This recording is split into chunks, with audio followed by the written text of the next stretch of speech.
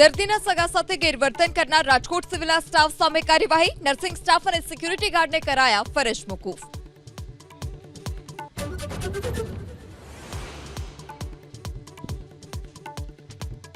લાંબા સમય બાદ જાહેર કાર્યક્રમમાં જોવા મળ્યા મંત્રી બચ્ચુ ખાબડ. પુત્રો પર કૌભાંડના આરોપ બાદથી જાહેર કાર્યક્રમ અને કેબિનેટમાં રહેતા હતા ગેરહાજર.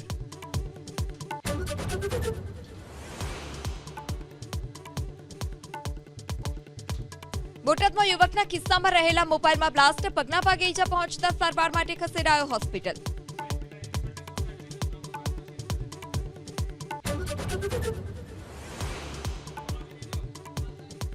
મુસાફરોની સુવિધા માટે 8 કરોડના ખર્ચે એએમટીએસ ખરીદશે વધુ 4 ડબલ ડેકર બસ. નવી બસ આવતા ડબલ ડેકર બસની સંખ્યા થશે 10.